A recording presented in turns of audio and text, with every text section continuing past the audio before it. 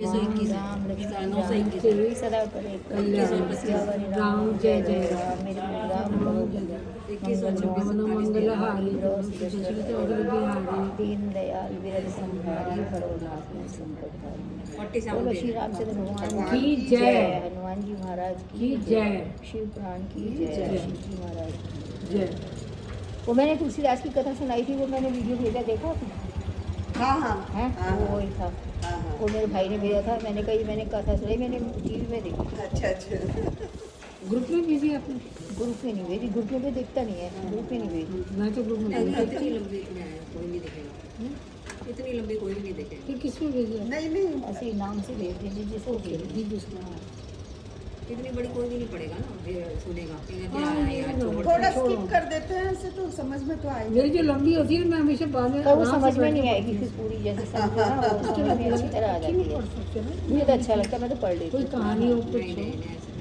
ब्रह्मा जी ने कहा, हे नारद, भूलोक के ऊपर भुवर लोक है, उसकी लंबाई सूर्य तक 1,00,000 मील से भी अधिक है। वहाँ प्रत्येक जीव अपने पुण्यों के अनुसार पहुँचता है और अनेक प्रकार के सुखों का उपभोग करता है। हे नारद, पहले उपलोक का नाम पिशाचपुर है। वहाँ भूत प्रेत आदि रहते हैं। वे पृथ्वी के अंश नहीं हैं।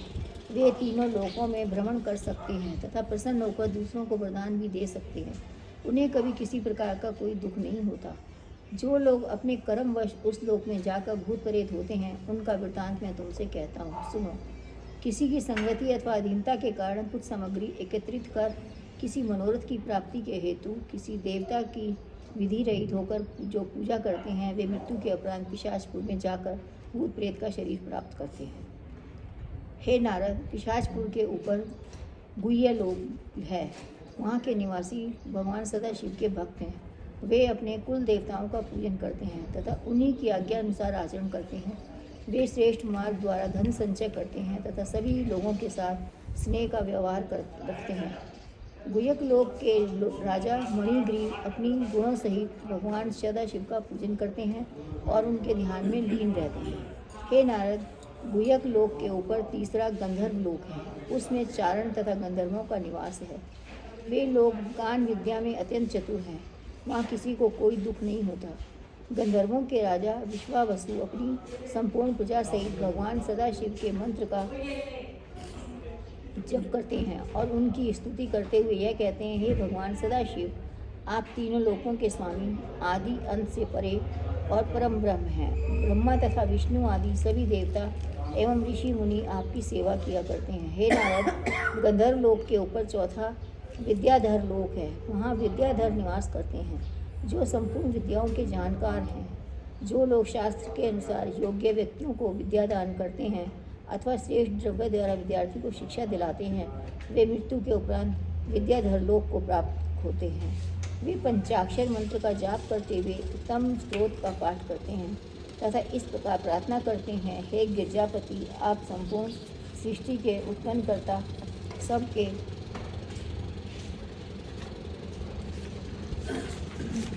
स्वामी, निष्पाप, अविनाशी, भक्त वत्सल तथा उपकारी हैं।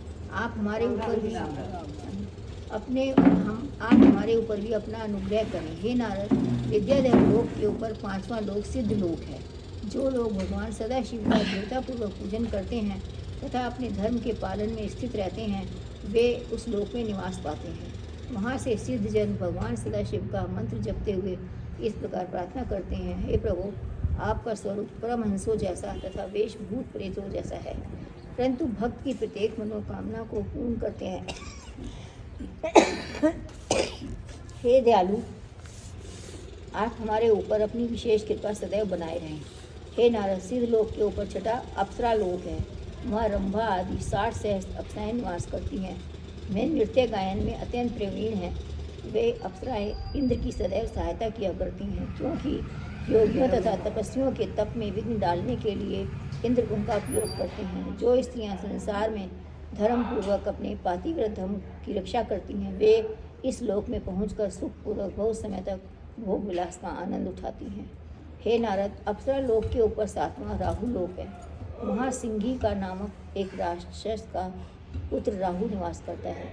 राहु लोक से 10 सहस्त्र योजन नीचे सूर्य नारायण रहते हैं। जिस समय देवताओं को अमृत बांटा जा रहा था, उसी समय भगवान विष्णु ने अपने चक्र द्वारा राहु का मस्तक काट डाला था। तत्पश्चात जब राहु ने शिव जी की बड़ी तपस्या की तो भगवान सदा शिव ने भूत भावन से उसे ग्रह बना दिया, उसे ग्रह बन गया वो। तब से वह निर्भय होकर देवताओं के समान आकाश में रहने लगा। मस्तक कट जाने के कारण राहु ने सूर्य चंद्रमा से शत्रुता बढ़ाई। अब भी वह अवसर पाकर सूर्य चंद्रमा को कभी कभी घेर लेता है। उस समय भगवान विष्णु अपने चक्र द्वारा उसे काट देते हैं। संसार में ऐसे अवसर को ग्रहण के नाम से पुकारा जाता है। सूर्य का मंडल 10 सहस्त्र योजन, इनका अलग वृत्तांत है, अपने साइंस में अलग है। साइंस में तो कहते हैं जब सूर्य चंद्रमा चक्कर लगाते हैं वो छाया पड़ती है, छाया पड़े वही वो है। ग्रह। पर इसका कहते यही है कि जब कष्ट पड़ता है राहु जो है राहु ग्रस्त कष्ट है। देता है। राहु जो है, ग्रास कर लेते हैं। हाँ, राहु काल शुरू हो गया, जब ग्रहण होता है तब कहते हैं ना राहु काल शुरू हो गया। वो उन्हें ग्रसना चाहता है ना। सूर्य का मंडल 10 सहस्त्र योजन, चंद्रमा का मंडल 12 सहस्त्र योजन तथा राहु का मंडल 13 सहस्त्र योजन लंबा है। इतना लंबा कर दिया सूर्य चंद्रमा से भी आगे। इसीलिए राहु सूर्य तथा चंद्रमा पर प्रबल हो जाता है। ग्रहण के समय जो लोग थोड़ा सा दान पुण्य करते हैं उन्हें बहुत फल मिलता है। हे नारद, जिस समय विष्णु जी ने राहु का मस्तक काट डाला तब वह उस स्थान से भागकर शिव जी का तप करने लगा था। उसके तप से प्रसन्न होकर शिव जी ने उसे ग्रह बना दिया। तभी से वह अपने लोक में स्थित होकर भगवान सदाशिव का पूजन करके इस प्रकार स्तुति किया करता है, हे प्रभु, आप अपने भक्तों को प्रसन्नता प्रदान करने वाले हैं तथा अपने सब प्रकार के दुखों का नाश करते हैं। मेरी यही अभिलाषा है कि आप मुझे अपने चरणों में भक्ति प्रदान करने की कृपा करें। बोलो श्री महापुराण की जय। 12वां अध्याय। ब्रह्मा जी ने कहा, हे नारद, मैंने तुम्हें उपलोकों सहित भूलोक का वृतांत सुनाया। अब तुम स्वरलोक के विषय में सुनो। स्वरलोक भूलोक के ऊपर स्थित है। उसमें कई उपलोक हैं। स्वरलोक का विस्तार सूर्य मंडल से लेकर ध्रुव मंडल तक है। अब तुम सूर्य नारायण के संबंध में कुछ वृतांत सुनो। हे नारद, सूर्य की गति 3 प्रकार की है। उसे शीघ्र, मध्य तथा सम जानना चाहिए। उनके नाम ये हैं: उत्तरायण, दक्षिणायन, विषुवत। सूर्य की इन गतियों पर 6 ऋतुएं तथा 12 महीने प्रकट होते हैं। तीनों लोकों को प्रकाशित करने वाले सूर्य का रथ केवल 1 पहिए का है। उसका एक सिरा सुमेरु पर्वत के ऊपर रहता है और दूसरा मानसरोवर के पर्वत के ऊपर। उनका रथ तेल पेरने के कोलू के समान चारों ओर घूमता है। सूर्य के घोड़ों को छंद तथा सारथी को अरुण कहते हैं। उनके रथ के आगे आगे अंगूठे के बराबर आकार वाले 60 सहस्त्र बाल खिले ऋषि उच्च स्वर से वेद मंत्रों का पाठ तथा सूर्य के यश का वर्णन करते चलते हैं। उनके अतिरिक्त सप्तर्षि तथा नाग आदि भी सूर्य की सेवा में प्रस्तुत रहते हैं। सप्तर्षि प्रत्येक मास में बदल जाते हैं तथा अर्थात एक मास में जो सप्तर्षि उनके साथ रहते हैं, दूसरे मास में उनके स्थान पर दूसरे जो सप्तर्षि आ जाते हैं। और पहले ऐसा भी है क्या? ये सप्तऋषि मंडल अपने को दिखता है तो क्या वो दूसरे ग्रह आ जाते हैं? यही लिखा है। आकार तो इसमें तो ये लिखा है। पर वो हमेशा नहीं रहते हैं।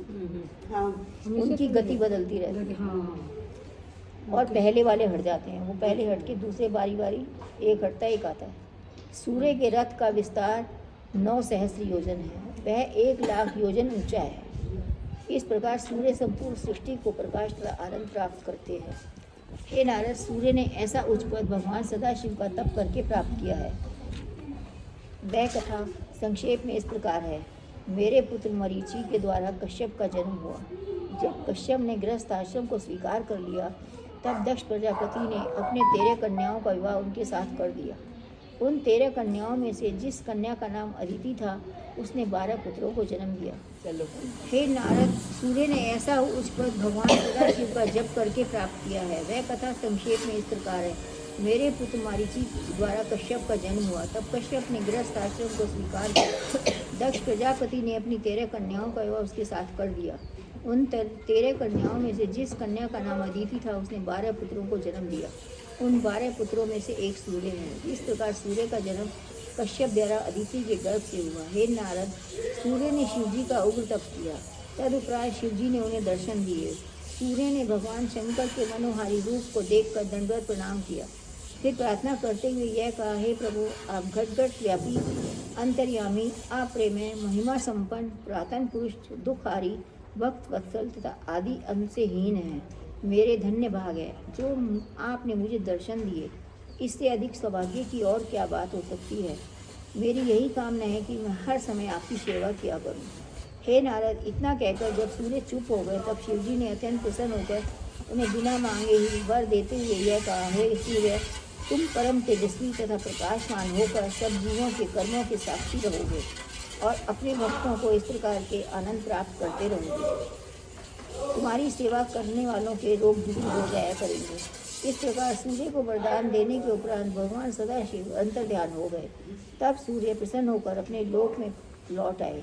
तभी से वे शिव जी का ध्यान धरते हुए संपन्न सृष्टि को प्रकाशित किया करते हैं। जो लोग सूर्य का व्रत तथा सूर्य के निमित्त जप यज्ञ आदि करते हैं, वे सूर्य लोक में जाकर अत्यंत आनंद प्राप्त करते हैं। बोलो महाशिव जय। 13वां अध्याय। ब्रह्मा जी ने कहा, नारद, सूर्य लोक का वृतांत तुम सुन चुके, अब चंद्रलोक के भी संबंध में सुनो। चंद्रलोक सूर्य से 1,00,000 योजन ऊपर है। वहाँ धर्मात्मा तथा पुण्य आत्मा लोग जाकर अत्यंत आनंद प्राप्त करते हैं। वहाँ किसी प्रकार का दुख और शोक नहीं है। चंद्रमा की किरणों से जो अमृत टपकता है उसे पीकर वहाँ के निवासी सदैव खुश पुष्ट अजर अमर तथा आनंदित बने रहते हैं। अब मैं तुम्हें वह कथा सुनाता हूँ जिस प्रकार चंद्रमा ने इतने उच्च पद को प्राप्त किया। हे नारद, मैंने मन द्वारा अत्रि मेरे मन द्वारा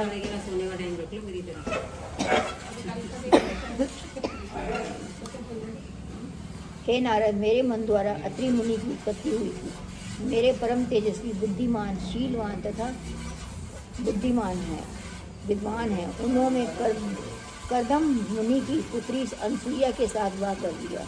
तदुपरांत वे मेरी आज्ञा अनुसार अपनी पत्नी सहित ऋक्षकुल पर्वत पर जाकर नर्मदा नदी के तट पर निवास करने लगे।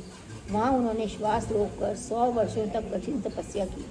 इस प्रकार कठिन तप करते हुए जब अत्रि मुनि को बहुत समय व्यतीत हो गया तो उनके मस्तक से एक अग्नि की ज्वाला निकलकर तीनों लोगों को भस्म करने लगी। उस समय सब देवता, ऋषि मुनि आदि अत्यंत व्याकुल हो मेरे समीप आए और प्रार्थना करते हुए यह कहने लगे, हे प्रभु, इस ज्वाला के कारण हम सभी लोग भस्म हो जाते हैं। अतः आप किसी प्रकार से इसे शांत करने का उपाय करें। हे नारद, देवताओं की प्रार्थना सुनकर मैं उन्हें साथ लेकर विष्णु जी के समीप गया और उन्हें प्रणाम करने के उपरांत सब वृत्तांत कह सुनाया। जब विष्णु अत्यंत आश्चर्यचकित हो गए तब सब लोगों को साथ लेकर शिव जी के समीप जा पहुँचे। वहाँ उन्होंने दंडवत प्रणाम तथा स्तुति करने के उपरांत शिव जी से सब वृत्तांत कहा। उस समय शिव जी ने यह उत्तर दिया, हे देवताओं, तुम लोग अपने हृदय में चिंतित मत हो। अत्रि मुनि योग साधन कर वायु की जीत प्राणायाम द्वारा किए हुए तप एवं ध्यान में मग्न बैठे हैं। वह ज्वाला उन्हीं के मस्तक से प्रकट हुई है। अब हम उन्हें जाकर वरदान देंगे। इतना कहकर शिवजी मुझे विष्णु जी को साथ लिए हुए अत्रि मुनि के पास जा पहुँचे। उस समय हम तीनों ही देवता अपने मुख्य स्वरूप को धारण किए हुए थे तथा अपने मुख्य वाहनों पर आरूढ़ थे। हम तीनों ने एक साथ ही अत्रि मुनि से वर मांगने के लिए कहा और उन्हें यह विश्वास दिलाया कि तुम्हारे समान कठिन तप तीनों लोकों में किसी ने नहीं किया।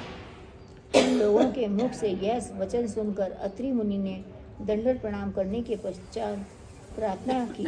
तदुपरांत हाथ जोड़कर यह कहा, हे प्रभु, मैंने तो केवल एक ही देवता का तप किया था, फिर क्या कारण है जो आप तीनों यहाँ पधारे हैं। सर्वप्रथम आप मुझे एक साथ आगमन का कारण बताएं, तत्पश्चात वर प्रदान करें। हे नारद, अत्रि मुनि की बात सुनकर हम तीनों ने एक साथ कहा, हे मुनि, तुमने जगदीश के दर्शन प्राप्त करने के निमित्त तप किया था। हम तीनों देवता जगदीश कहलाते हैं तथा हम तीनों में कोई अंतर नहीं है। यही कारण है कि हम तीनों तुम्हारे तप से प्रसन्न होकर यहाँ आए हैं। तुमने संतान प्राप्ति के हेतु यह तप किया है। अतः हम तीनों देवता अपने अपने वंश के द्वारा तुम्हारे यहाँ 3 पुत्रों के रूप में जन्म लेंगे और तीनों लोकों में प्रसिद्धि प्राप्त कर माता पिता के सुयश को बढ़ाएंगे। इतना कहकर हम लोग अत्रि मुनि को भक्ति का वरदान दे अपने लोक को लौट आए और तब अत्रि मुनि भी अत्यंत प्रसन्न होकर अपने घर को चले गए। हे नारद, उचित समय आने पर हम तीनों देवताओं ने अत्रि के गण अपने अंश द्वारा 3 पुत्रों के रूप में जन्म लिया। उस समय आकाश से पुष्प वर्षा होने लगी तथा संपूर्ण संसार में आनंद भर गया। मेरे अंश से चंद्रमा, विष्णु के अंश से दत्तात्रेय तथा शिव जी के अंश से दुर्वासा का जन्म हुआ। यहाँ मैं तुम्हें केवल चंद्रमा के संबंध में बताता हूँ। कुछ बड़े होने पर चंद्रमा ने काशी में जाकर सदाशिव के चरणों का ध्यान करते हुए कठिन तप किया। तब शिवजी ने प्रसन्न होकर उन्हें वरदान दिया तथा सूर्य लोक के ऊपर रहने के लिए एक लोक भी प्रदान किया। इसके साथ ही शिवजी ने चंद्रमा को सब ब्राह्मणों का राजा भी बना दिया। तब से चंद्रमा अपने लोक में रहकर भगवान सदाशिव का पूजन करते हुए इस प्रकार स्तुति किया करते हैं। हे प्रभु, आप तीनों लोकों के स्वामी एवं अंतर्यामी हैं। ब्रह्मा, विष्णु आदि देवता आपके सेवक हैं, अतः आप मेरे ऊपर सदा कृपा बनाए रखें। हे नारद, अब मैं नक्षत्र लोक का वर्णन करता हूँ। यह नक्षत्र लोक चंद्रलोक से 3 लाख योजन ऊपर है। इसमें अश्विनी तथा नक्षत्र रहते हैं। नक्षत्रों ने इस लोक को कैसे प्राप्त किया, इस वह कथा मैं तुमसे कहता हूँ। दक्ष प्रजापति ने 60 कन्याओं को उत्पन्न किया था। उनमें अश्विनी से लेकर हाँ, तो भी कन्याओं का जिक्र तो आया। शुक्र आया। ये तो पोतरी पोतरी पोतरी सबको साथ पुत्र बीच में आया था, पहले भी आया था। उसकी इतनी पुत्रियां ऋषियों के साथ इतनी सारी आया था बहुत पहले। दक्ष प्रजापति ने 60 कन्याओं को उत्पन्न किया था। उनमें अश्विनी से लेकर रेवती तक 27 कन्याओं ने काशी में जाकर कठिन तप किया। उनकी यह इच्छा थी कि हम सब शिवजी को अपने पति बनाएं। अतः जब शिवजी उनकी तपस्या से प्रसन्न होकर वरदान देने के लिए गए, तब उन्होंने स्तुति प्रणाम करने के उपरांत यह प्रार्थना की, हे प्रभु, आप अपने भक्तों की मनोकामना को पूर्ण करने वाले हैं। हमारी यह इच्छा है कि आप हम सबको अपनी पत्नी के रूप में स्वीकार करें। यह सुनकर शिवजी ने उत्तर दिया, हे कन्याओं, हम तुम्हें रहने के लिए चंद्रलोक के ऊपर एक लोक देते हैं। तीनों लोकों में हमारे 8 लोक चंद्रलोक के ऊपर एक लोक देते हैं। तीनों लोकों में हमारे 8 रूप प्रसिद्ध हैं।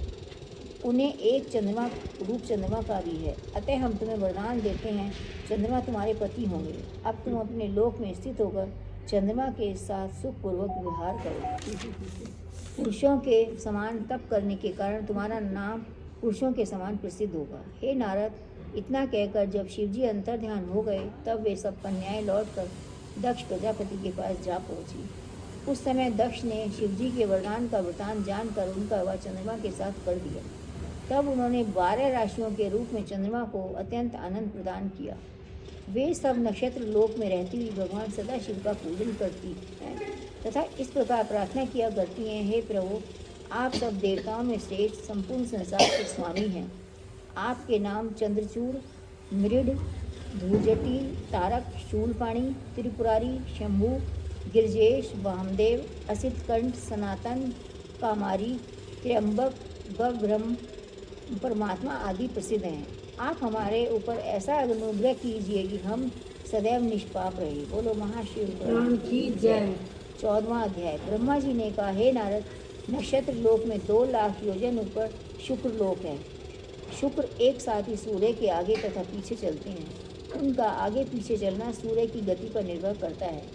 जो लोग संसार में काव्य करते हैं, वे शुक्र लोक को प्राप्त होकर अनेक प्रकार का आनंद उठाते हैं।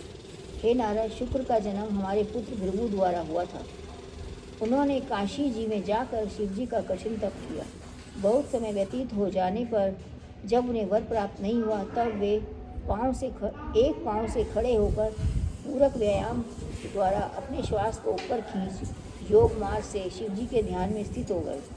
शुक्र के इस कठिन तप को देखकर शिवजी अत्यंत प्रसन्न हुए और उनके समीप जाकर वर मांगने के लिए कहने लगे। उस समय शुक्र ने अत्यंत प्रेम मग्न दंडवत प्रणाम करने के उपरांत इस प्रकार प्रार्थना की, हे प्रभु, आप सबके स्वामी, निर्दोष, मृत्युंजय, काल तीनों लोकों को उत्पन्न करने वाले, पालन करता तथा संहार करता है। हे नाथ, आप मुझे मृत्युंजय मंत्र प्रदान कीजिए, क्योंकि मैंने इसी अभिलाषा से तप किया है। हे नारद, शुक्र की प्रार्थना सुनकर शिवजी ने उन्हें अभिलषित वरदान देते हुए कहा, हे शुक्र, हम तुम्हें नक्षत्र लोक के ऊपर रहने के लिए एक लोक भी देते हैं। तुम वहाँ निवास करो, जहाँ दैत्यों के पुरोहित बनकर मृत्युंजय मंत्र की सहायता से सब प्रकार के सुखों का उपभोग करते रहो। इतना कहकर जब शिवजी अंतर्ध्यान हो गए, तो शुक्र अत्यंत प्रसन्न हो अपने लोक में जाकर रहने लगे। वे भगवान सदाशिव का हर्ष में स्मरण किया करते हैं तथा उन्हीं की सेवा में संलग्न रहते हैं। हे नारद, शुक्ल लोक से 2 लाख योजन ऊपर बुद्ध लोक है। वह लोक संपूर्ण सुखों की खान तथा विचित्र मंदिरों से सुशोभित है। वहाँ चंद्रमा के पुत्र बुद्ध भगवान सदाशिव का ध्यान धरते हुए निवास करते हैं। हे नारद, तीनों लोकों में प्रशंसा प्राप्त करके चंद्रमा को अत्यंत अहंकार हो गया। तब कामदेव के प्रभाव से एक बार उनकी बुद्धि भ्रष्ट हो गई और अपने गुरु बृहस्पति की पत्नी को भगाकर अपने घर ले आए। पहले तो बृहस्पति ने ही चंद्रमा से अपनी पत्नी लौटा लेने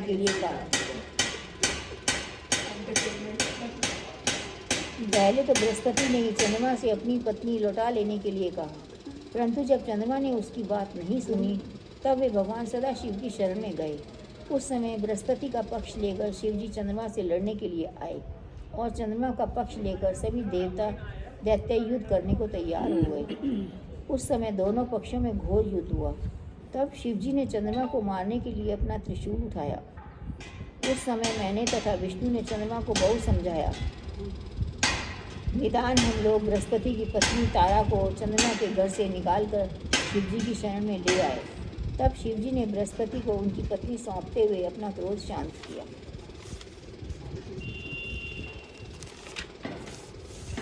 हे नारद, जब बृहस्पति ने तारा को गर्भवती देखा तो अत्यंत क्रुद्ध होकर उसे आज्ञा दी कि हे तारा, तुम इस गर्भ को गिरा दो। यह सुनकर तारा ने अपने गर्भ को गिरा दिया। उससे अत्यंत सुंदर पुत्र उत्पन्न हुआ। उस पुत्र को देखकर बृहस्पति तथा चंद्रमा दोनों ही उसे प्राप्त करने की चेष्टा करने लगे। तब दोनों में विवाद हुआ। वह निर्णय किया गया तारा से हम इस संबंध में कुछ पूछा जाए, यह किसका बालक है। तारा ने लज्जा के वशीभूत होकर उन दोनों में से किसी को कुछ नहीं कहा। परंतु जब मैंने पूछा, उसने यह बताया कि यह बालक चंद्रमा के वीर्य से है। हे नारद, जब यह ज्ञात हो गया कि वह बालक चंद्रमा के वीर्य से उत्पन्न हुआ है तो बृहस्पति ने कुछ नहीं कहा। तदुपरांत चंद्रमा ने प्रसन्न होकर उस बालक को उठा लिया और उसको अत्यंत बुद्धिमान देखकर उसका नाम बुद्ध रख दिया। बड़े होकर बुद्ध ने काशी जी में जाकर अत्यंत कठिन तपस्या की। जब शिवजी ने उसके समीप पहुंचकर वरदान मांगने के लिए कहा तब वह दंडवत प्रणाम करने के उपरांत इस प्रकार बोला, हे प्रभु, आप अनाथों के नाथ हैं।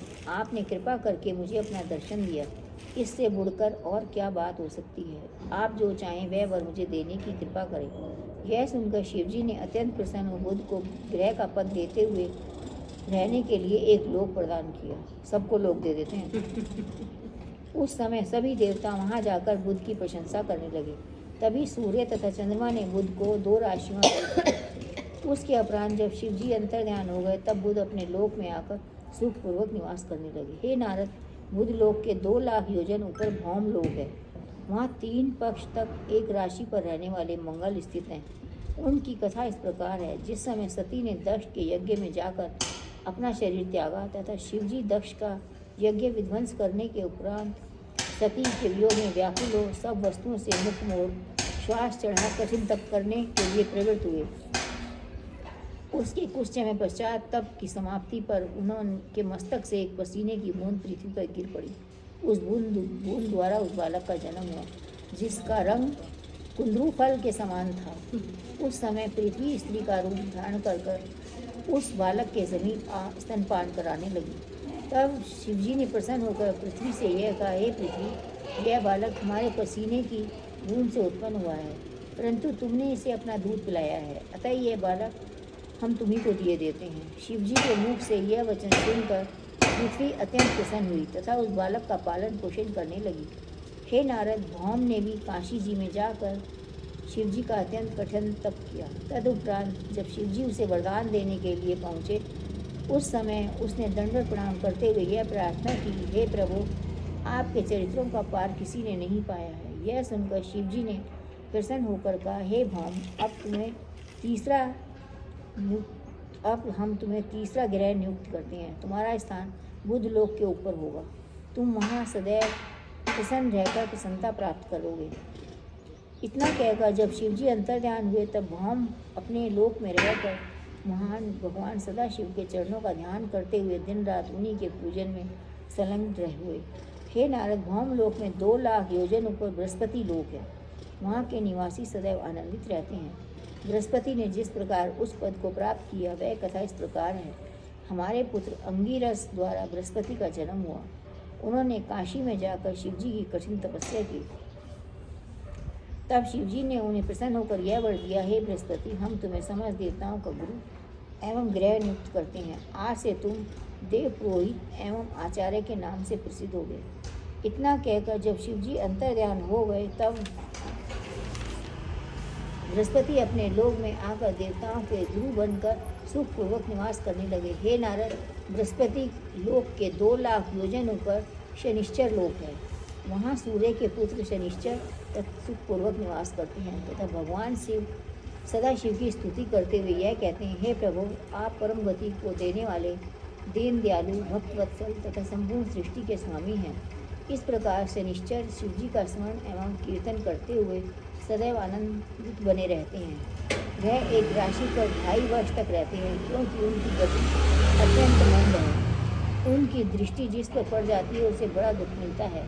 हे नारद, शनिश्चर ने जो उच्च पद पाया उसका वृत्तांत इस प्रकार है कि कश्यप के पुत्र सूर्य द्वारा छाया के गर्भ से जो सूर्य की पत्नी है शनिश्चर का जन्म हुआ। शनिश्चर अपनी दृष्टि को सदैव नीचे की ओर झुकाए हुए अपना मुख देखा करते हैं ताकि उनकी दृष्टि किसी के ऊपर ना पड़ जाए। यदि कहीं वे अपनी दृष्टि को ऊपर उठा दें तो संपूर्ण सृष्टि के नष्ट होने में कोई संदेह नहीं रह जाएगा। उन्होंने भी काशी में जाकर शिवजी का अत्यंत कठिन तप किया। तब शिवजी ने प्रसन्न होकर उन्हें यह वर दिया, हे शनिश्चर, हम तुम्हें बृहस्पति लोक के ऊपर रहने के लिए स्थान देते हैं। तुम ग्रह बनकर वहाँ सुखपूर्वक निवास करो। तब से भगवान ग्रह बनने तो है, बृहस्पति ग्रह तो है, बुध है, शनि है, सब है, शुक्र है, मंगल है। तुम ग्रह बनकर वहाँ सुखपूर्वक निवास करो। तब भगवान सदाशिव की आज्ञा अनुसार शनिश्चर अपने लोक में जाकर रहने लगे। वहाँ वे हर समय शिवजी का पूजन तथा ध्यान, कीर्तन एवं स्मरण करते हैं। बोलो महाशिव पुराण की जय। जितने भी ये डेज है ना, सोम मंगल बुध वीर, सबको एक एक वो मिला लोक हुआ है, हमारे एक श्लोक मिला हुआ है, ये हुआ ना। पहले तपस्या करते थे, कठिन मिल जाता था। पहले इनमें जान थी, मतलब विधि विधान भी आता था ना, हम लोगों को तो कुछ आता नहीं है विधि विधान। शक्ति थी ना। शिव जी तो सबसे प्रसन्न हो जाते हैं, थोड़ी सी पूजा करो। शिव जी जल्दी प्रसन्न वो भोले बाबा है। कभी क्यों कहते हैं बोले बाबा? हजारों साल की पार्वती ने भी तो हजारों साल पर तपस्या की, जब जाके उनके शरीर में तो दीमक लग गई थी तपस्या करते करते। पहले पर वैसे मतलब ये देखो ना, बिना खाए पिए चलते कैसे थे ये अरे सब? योग विद्या योग थी, था भी तो ना, पता योग अपनी सांस रोक लेते ये थे। योग विद्या होती है। योग विद्या होती है, सांस रोक लेते थे, कैसी विद्या होती है कि हवा के द्वारा जीवित रह जाते थे। हाँ, हिमालय पर जाके करते हैं ना। कितने ऋषि मुनि करते नहीं उनको हिमालय में बैठ के। कई लोग आग में बैठ के तपस्या करते हैं। बैठ के भी करते हैं, लेकिन हम लोग का ये पता नहीं कैसा ज्ञान है, देखो बहुत बड़ा ज्ञान है ये। जीवित रहते हैं। हम लोग अपन ये 2 तो दिन थोड़ा नहीं खाने से हम आसन कर लेते लोग हैं, तो एक दिन ना खाने से रात तक हालत खराब होती है। लेकिन उन लोग तो नहीं खा के उनके पास शक्ति भी थी, शक्ति भी थी। अभी भी है ऐसे कई। बॉड मिलने के बाद जो मेरा ना ये ज्ञान बढ़ाना की चाहिए। जय। 15वां अध्याय। ब्रह्मा जी ने कहा, हे नारद, शनिश्चर लोक के ऊपर सप्तऋषि लोक है। वहाँ मेरे 7 पुत्र हैं जो सप्तऋषि के नाम से प्रसिद्ध हैं, निवास करते हैं। वे भगवान सदाशिव का पूजन करते हुए इस प्रकार प्रार्थना करते हैं, हे प्रभु, आप सबके स्वामी हैं, आप यज्ञपति हैं, आप यज्ञ स्वरूप होकर यज्ञ की रक्षा करते हैं। हमें आप अपना सेवक जानकर सदैव अनुग्रहित करें, ये आना चाहिए। हे नारद, जो धर्मात्मा ऋषि मुनि होते हैं वे इसी सप्तऋषि लोक में रहकर आनंद उठाते हैं। हे पुत्र, अब तुम ध्रुव लोक का वृतांत सुनो। ये ध्रुव लोक तो ध्रुव था ना बालक, वह लोक 13 लाख योजन ऊंचा है। वहाँ अत्यंत सुंदर भवन बने हुए हैं जो 8 प्रकार के रत्नों से सदैव ये सुशोभित रहते दूरियां हैं। है ना, ये वास्तविक है। हाँ, हाँ, गिनती भी करनी कठिन है, मतलब हाँ, याद भी नहीं चाहे रहेगा क्या पढ़ा था। अभी साइंस करो तो भी वही दूरी आती है। रिसर्च कर ही रहे हैं साइंस। हाँ। जो 8 प्रकार के रत्नों से सदा सुशोभित रहते हैं। सभी ग्रह, नक्षत्र, सूर्य, चंद्रमा, अग्नि, इंद्र, धर्मराज, ब्रह्मा, कश्यप आदि उस ध्रुव लोक की परिक्रमा करते हैं। जिस प्रकार खंभे से बंधा हुआ पशु उसके चारों ओर घूमता है, उसी प्रकार समस्त ज्योतिगण ध्रुव लोक के चारों ओर घूमते रहते हैं। कुछ मुनियों का यह कहना है कि जिसने भी नक्षत्र देखते हैं वे सब शिशु कुमार चक्र में गुथे हुए हैं, उसी सब के ऊपर ध्रुव लोक स्थित है। हे नारद, ध्रुव परम भाग्यवान हैं। उन्होंने विष्णु जी की कृपा से ऐसा उस पद प्राप्त किया तथा शिव जी की सेवा करके अपने लोक को निश्चल बनाया। उनकी कथा इस प्रकार है। स्वयंभू मनु ने शतरूपा के साथ अपना विवाह किया था। उनके उत्तानपाद नामक एक पुत्र की उत्पत्ति हुई। राजा उत्तानपाद प्रजा का धर्म पूर्वक पालन करने वाले शूरवीर, धर्मात्मा तथा उदार थे। उनके सुरुचि तथा सुनीति नामक 2 रानियां थीं। ध्रुव का जन्म सुनीति के गर्भ से हुआ था। राजा उत्तानपाद ध्रुव की माता सुनीति की अपेक्षा सुरुचि को अधिक प्यार करते थे। एक दिन जब ध्रुव ने अपने पिता की गोद में बैठने की इच्छा की, उस समय सुरुचि ने कुछ ऐसे वचन कहे जिन्होंने उनके हृदय को बीन दिया। तब ध्रुव रोते हुए अपनी माता के पास पहुँचे। सुनीति ने सब वृतांत सुनकर कहा, हे पुत्र, ईश्वर की सेवा किए बिना किसी को आनंद प्राप्त नहीं होता, अतः तुम्हें उचित है कि तुम भगवान के चरणों का स्मरण करते हुए तपस्या करो। यह सुनकर बालक ध्रुव ने उन्हें उत्तर दिया, हे माता, आपकी आज्ञा से मैं तपस्या करके ऐसा उच्च पद प्राप्त करूँगा जहाँ कोई भी नहीं पहुँच सकता। इतना कहकर ध्रुव अपनी माता से आज्ञा ले तपस्या करने के लिए घर से निकल पड़ा। हे नारद, मार्ग में तुमने ध्रुव को उपदेश दिया था।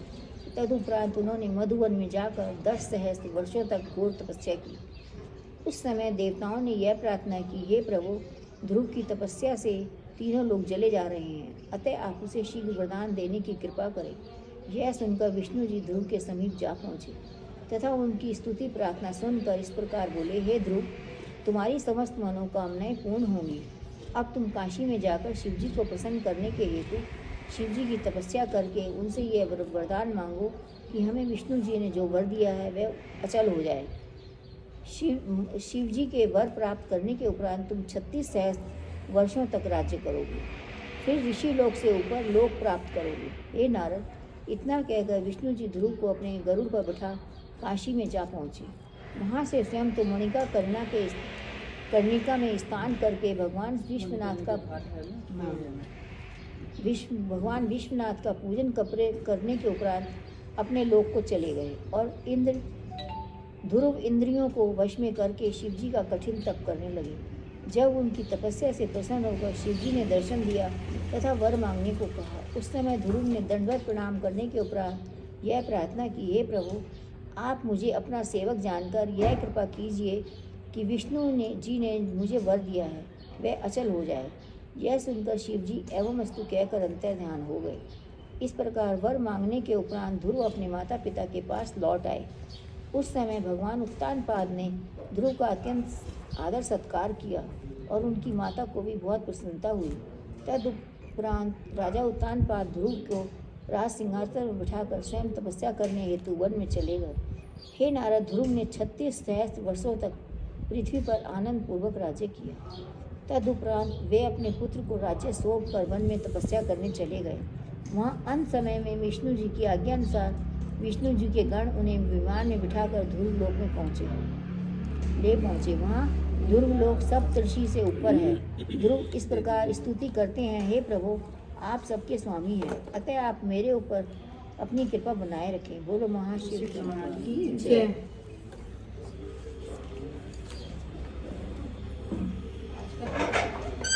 देखते हैं कल होगी आई थिंक आज 45 पेज है, 45 40 47 पेज रहते हैं। हाँ, एक दिन